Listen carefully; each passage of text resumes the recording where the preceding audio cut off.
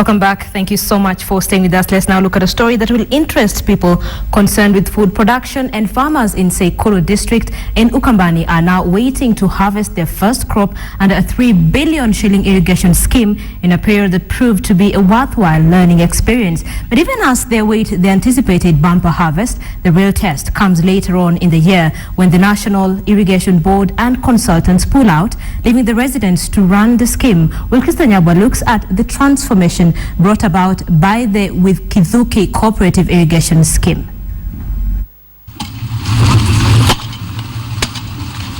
A welcome sound in an area where months ago there was a yawning wilderness.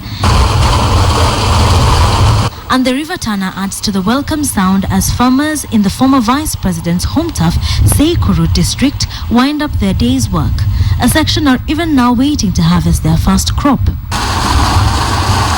The water from the River Tana that flows past the village is the lifeline of this irrigation project.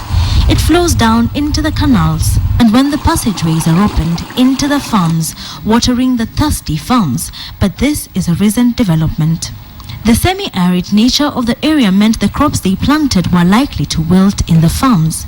Lakini wale watu walikuwa na nguvu na generate ya 12,000 walikuwa na kutoa maji hapo ndio wanapanda tomato wanaanza kuuza. Then the government, through the National Irrigation Board, initiated the irrigation scheme, which would tap the waters of the River Tana.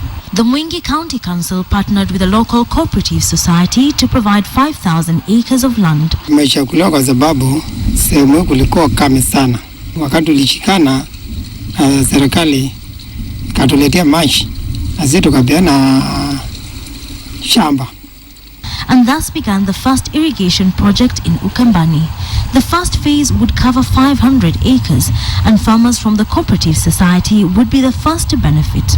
But we are targeting the most needy, and we are targeting one farmer per acre.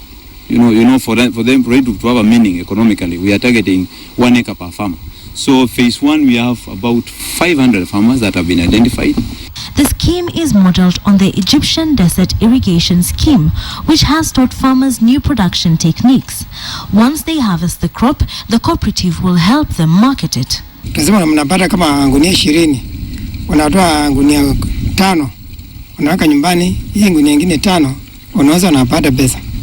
Na hii pesa unapeleka shule au unaweka county. The second phase will use drip irrigation. Already technicians are winding down their involvement and preparing to hand over the reins to the farmers once they complete the work. These canals, if there is anything wrong with the area, or maybe it is breaking or something like that, we will definitely train them so that they can be able to take care. Running the irrigation project successfully and reaping from it is a daunting prospect, brightened by the reassurance that the hardest part is now behind the farmers. Wikithuki, KTN, Saturday Night.